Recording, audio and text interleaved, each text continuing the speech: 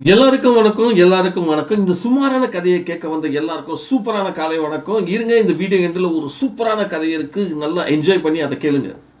என்கிட்ட நீ மோதணும்னு நினைச்சேன்னு வச்சுக்கோயேன், எல்லா பக்கத்துல இருந்தும் உனக்கு வெறும் சங்கு சத்தம் மட்டும் தான் கேட்கும். உன்னை இந்த கோலத்துல பாக்குறதுக்கு எனக்கு எவ்வளவு சந்தோஷமா இருக்கு தெரியுமா? காவேரி கிட்ட மோதலாம், ஆனா அவளை முடக்கி ஓரத்துல உட்கார வைக்கணும்னு மட்டும்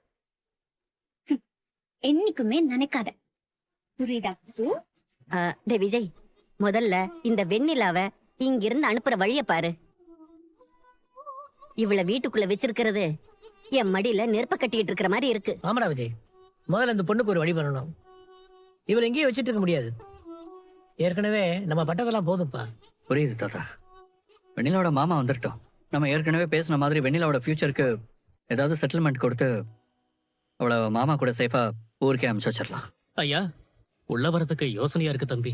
உங்க முகத்துல எல்லாம் முழிக்கிற அருகதைய நான் இழந்துட்டேன்ப்பா. முதல்ல உங்க எல்லார்கிட்டயும் நான் மன்னிப்பு கேட்டுக்கிறேன். புரிஞ்சு பாதி புரியாம பாதிங்கிற குழப்பத்திலேயே நான் பசுபதி இழுத்து இழுப்புக்கெல்லாம் போய் உங்களை மாதிரி நல்ல மனுஷங்க மனச நோக்கிற மாதிரி நடந்துகிட்டேன். நான் பண்ண தப்புக்கு தான் நல்ல தண்டனை அனுபவிச்சுட்டு வந்திருக்கேன். வெண்ணிலா இதோ உள்ளதான் இருக்கான். ரொம்ப அசதியா இருந்தாப்புல, அதான் ரெஸ்ட் எடுக்கட்டுன்னு போய் தூங்க சொன்னோம். வெண்ணிலாவை நாளைக்கு ஹாஸ்பிட்டல் ஒரு வாட்டி காட்டிட்டு இந்த மருந்து மாத்திரை எல்லாம் வாங்கிட்டு அப்புறம் கிளம்புங்க. ஆமாங்க, சும்மா தேவையில்லாம ரிஸ்க் எடுக்க வேண்டாம். நாளைக்கே கிளம்புங்க. எல்லாருக்கும் வணக்கம். இன்னைக்கு அட்டகாசமான சூப்பரான ஒரு மஜாவான கதையை பற்றி தாங்க பார்க்க போகிறோம். இன்றைக்கி என்ன கதையை பற்றி பார்க்க போகிறோன்னா, எப்போவுமே நம்ம ஒரு காண்டான சுச்சுவேஷனில் எப்படி மஜாவாக திங்க் பண்ணி மற்றவங்க மூஞ்சில் கறியை பூசலான்ற ஒரு குட்டி மோட்டிவேஷனல் ஸ்டோரியை பற்றி தான் இன்றைக்கி நம்ம பார்க்க போகிறோம். வழக்கம் போல் நம்ம ராஜா மந்திரியை பேஸ் பண்ணி தான் இந்த கதையை நம்ம உருவாகியிருக்கோம். அந்த வகையில் நம்ம ராஜாவுக்கு திடீர்னு ஒரு நாள் கோர்ட்டில் உட்காந்துக்கிறப்போ ஒரு அபார விதமான ஒரு யோசனை வந்துடுச்சு.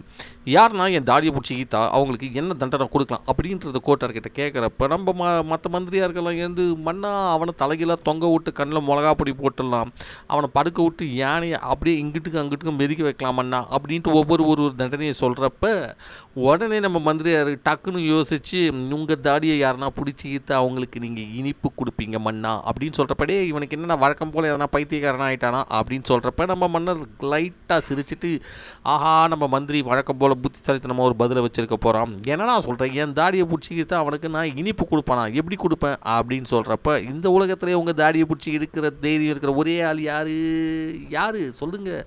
உங்கள் பேரன் தான். உங்கள் பேரன் எழுத்தா நீங்கள் அவனுக்கு தண்டனை கொடுப்பீங்களா இல்லை ஸ்வீட் கொடுப்பீங்களா அப்படின்னு கேட்குறப்ப உடனே நம்ம மன்னருக்கு ரொம்ப சந்தோஷமாகி ஏந்து ஓடி போய் குடுன்னு கட்டி பிடிச்சிப்பார். இந்த கதை மூலமாக நம்ம என்ன தெரிஞ்சுக்கலான்னா, எந்த ஒரு பிரச்சனையாக இருந்தாலும் அந்த பிரச்சனைக்குள்ளே தீர்வு இருக்குது. நம்ம தீர்வை தான் பார்க்கணும், ஆனால் பிரச்சனையை பார்க்கக்கூடாது. பிரச்சனையை பார்த்தா நம்ம கண்ணு காண்டாகி காமாலா மாதிரி ஆகிடும்.